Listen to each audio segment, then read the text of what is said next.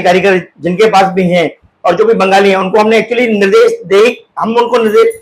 दे ही चुके हैं कि हमें उनके सारे पेपर्स चाहिए। तो आने वाले दिनों में, कुछ दिनों में हम एक फॉर्म बनाएंगे, तो पूरा फॉर्म उनसे फिलअप करवा के पूरे उनके डॉक्यूमेंट्स दिए जाएंगे कि वो कहाँ के हैं, किस तरह के हैं। तो ये पूरा प्रोसेस किया जाएगा। तो जो हमारे पास जो कारीगर हैं वो बहुत वर्षों से हैं, तो जो एक्स्ट्रा कारीगर आते हैं वो भी उनके द्वारा ही आते हैं। दोस्तों नमस्ते, सिटी उल्लास लाइव में आज आपका स्वागत है। दोस्तों आज हम बात करते हैं एक ऐसे गंभीर मुद्दे की जो एक शहर या एक राज्य न पर हमारे देश के लिए ही बहुत बड़ा खतरा है। जी हाँ दोस्तों, हम बात करेंगे आज अवैध घुसपैठ की।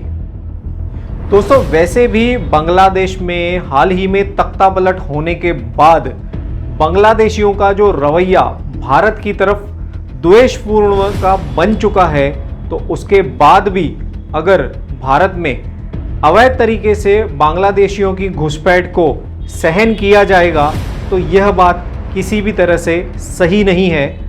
हर एक शहर के नागरिकों को भारत की अखंडता और प्रभुता को देखते हुए एक इस तरीके का प्रोग्राम चलाना चाहिए जिससे कि अवैध घुसपैठियों की जांच पड़ताल की जा सके, उन्हें निगरानी में रखा जा सके और एजेंसियों को तुरंत इस बारे में सूचना दी जा सके। दोस्तों इसी बात को मद्देनज़र रखते हुए काफ़ी वक्त से हम यह देखते हुए आ रहे हैं कि भारत की जो बांग्लादेश से सटी हुई सीमा है वहाँ से पिछले कुछ सालों में अवैध घुसपैठ जो है वो बहुत बड़े लेवल पे अंजाम में आ रही है और भारत के कई सारे राज्यों में बांग्लादेशी अवैध तरीके से घुसपैठ करके आज वहाँ मज़े की ज़िंदगी जी रहे हैं। अब ये सिस्टम का फेलियर है या वो डॉक्यूमेंट्स या कागजी कार्रवाई ही इतनी मजबूत करके आते हैं कि उन्हें अपनों में ढूंढ पाना शायद एजेंसीज के लिए मुश्किल भरा रहा है। दोस्तों कुछ समय पहले उल्लासनगर की एक लॉजिंग बोर्डिंग से बांग्लादेशी महिलाओं को पकड़ा गया था और वो भी वेश्यावृत्ति करते हुए। पुलिस को टिप मिली थी और वहाँ से उन्हें पकड़ा गया और इस दौरान काफ़ी सारी कार्रवाइयाँ हुई और सोशल मीडिया और पूरे शहर में एक सुगबुगाहट यह शुरू हो गई कि इस अवैध धंधे में तो ठीक है, पर जो उल्लासनगर जो कि जिसे कि एक औद्योगिक शहर माना जाता रहा है और पिछले कई दशकों से यहाँ पर कारखाने जो हैं वो बहुत ज़्यादा अच्छे तरीके से काम करते हैं, तो लेबर जो आता है वो कई प्रांतों से भी आता है, तो कई बार दूर दराज के इलाकों से आता है। तो दोस्तों आज हम अपने इस एपिसोड में उल्लासनगर में जितने भी लघु उद्योग हैं, जिसमें से सबसे प्रमुख सोने को गलाने और सोने के आभूषण जो बनाने के कारखाने होते हैं उसके बारे में हम बात करेंगे। दोस्तों उल्लासनगर जैसे छोटे से शहर में तकरीबन 1000 से 2000 जो हैं वो सोने के आभूषणों की दुकानें हैं और कई कारखाने हैं जहां पर हज़ारों नहीं वरन लाखों लोग जो हैं उनकी आजीविका उन पर वो आश्रित हैं।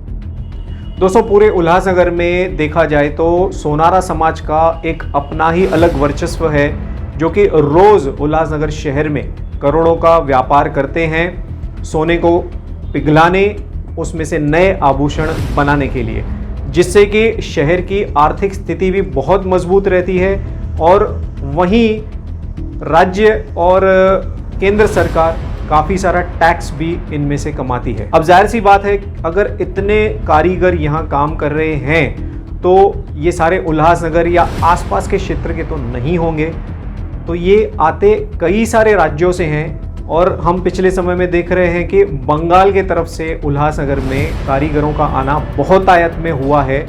पर यहाँ बांग्लादेशी घुसपैठियों की गतिविधियाँ होने के बाद यह एक आशंका ज़रूर हुई है कि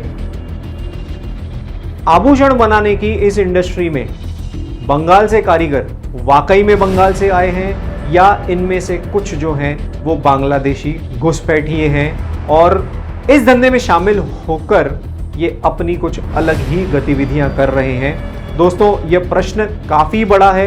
ये सिर्फ एक शहर नहीं, एक राज्य नहीं, बट पूरे देश की सेफ्टी और सिक्योरिटी का सवाल है। तो दोस्तों इसी बात को लेकर हमने सोनारा समाज, सोनारा नवयुवक मित्र मंडल और जो बाज़ार के पंचायत के जो प्रेसिडेंट हैं श्री अनिल कटेजा जी, उनसे हमने संपर्क किया और उनके सामने हमने अपनी बात रखी। आइए अनिल कटेजा जी से सुनते हैं कि इस मामले में उनके क्या विचार हैं और वो आगे इस पर क्या कार्रवाई करने वाले हैं। आइए देखते हैं दोस्तों। देखिए, मेरा नाम अनिल कटेजा है। मैं सोनारा नौजवान मंडल पंचायत का अध्यक्ष हूँ और समाज के पूरे बाजार की पूरी सोनारा मार्केट से भी मैं जुड़ा हुआ हूँ। तो जहां तक मुझे जानकारी है कि मुझे नहीं लगता कि हमारे बिजनेस में इलीगल माइग्रेंट होंगे बांग्लादेश के, क्योंकि जो भी कारीगर हैं उनको हम खुद पर्सनली 20, 25, 30, 35 सालों से जानते हैं। फिर भी आजकल जो गतिविधियां हो रही हैं उन चीजों को नकारा नहीं जा सकता। तो आने वाले दिनों में हम भी कोई एक ऐसी मुहिम चलाने वाले हैं कि उनके पूरे कागजात हम भी उनसे मांगेंगे। जैसे अगर कोई भी इलीगल एक्टिविटी हो रही है, जैसे कि अभी हाल ही में बहुत सारी चीजें इस तरह की पाई गई हैं, बहुत सारे इलीगल माइग्रेंट पकड़े गए हैं उल्लासनगर से और आसपास से, तो आगे इस तरह के इलीगल माइग्रेंट हमारे बिजनेस में भी सोनारा समाज के कारीगरों के पास भी न हो, उसका हम ध्यान रखते हुए आने वाले कुछ दिनों में उनकी पूरी पड़ताल की जाएगी। भी आने वाले दिनों में ऐसी मुहिम बंगाली कारीगर जिनके पास भी हैं और जो भी बंगाली हैं उनको हमने एक्चुअली निर्देश दे ही चुके हैं कि हमें उनके सारे पेपर्स चाहिए। तो आने वाले दिनों में कुछ दिनों में हम एक फॉर्म बनाएंगे, तो पूरा फॉर्म उनसे फिलअप करवा के पूरे उनके डॉक्यूमेंट्स दिए जाएंगे कि वो कहाँ के हैं, किस तरह के हैं। तो ये पूरा प्रोसेस किया जाएगा, क्योंकि इस समय जो देश की स्थितियां हैं, इलीगल माइग्रेंट्स हम भी नहीं चाहते।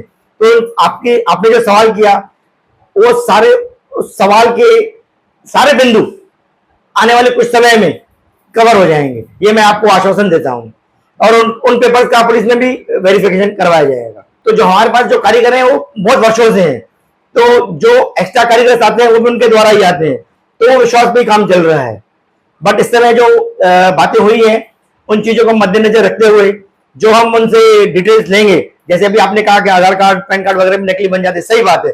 तो ये सारे पेपर पुलिस डिपार्टमेंट को सौंपे जाएंगे और उनके द्वारा ही उनकी पड़ताल की जाएगी।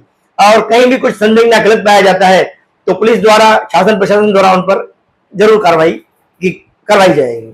हमारे बिजनेस में, सोनारा व्यवसाय के बिजनेस में अगर कोई भी इलीगल बांग्लादेशी माइग्रेंट होगा तो मैं आपको विश्वास दिला रहा हूं हमारे समाज की तरफ से कि हम आगे उनका जो भी लीगल प्रोसेस होगा वो बिल्कुल करवाएंगे। तो दोस्तों सुना आपने अनिल कटेजा जी के विचार।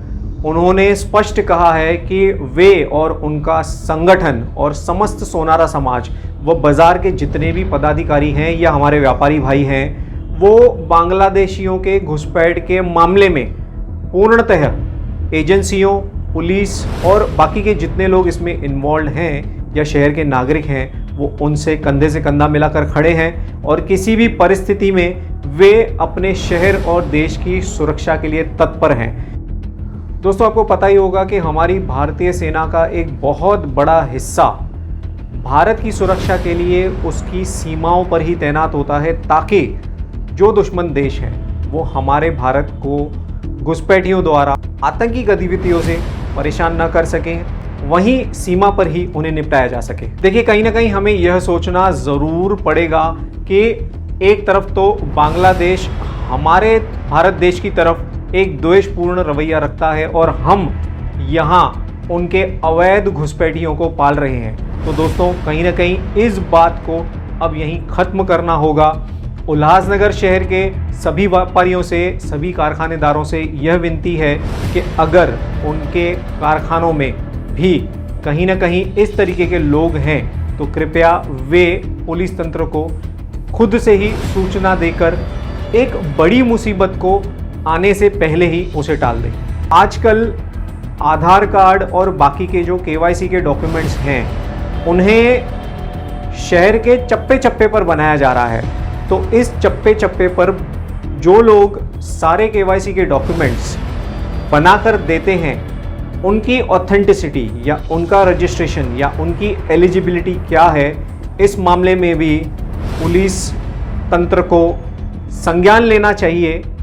कहीं ऐसा तो नहीं कि बांग्लादेशी या किसी भी देश के अवैध घुसपैठियों को मदद करने के लिए हमारे ही कुछ लोग जो हैं चंद पैसों के लिए देश की सुरक्षा के साथ खिलवाड़ कर रहे हैं। दोस्तों, इसी घुसपैठ की अगली कड़ी देखने के लिए और आगे की जानकारी पाने के लिए कृपया जुड़े रहिए सिटी उल्लास लाइव के साथ। धन्यवाद।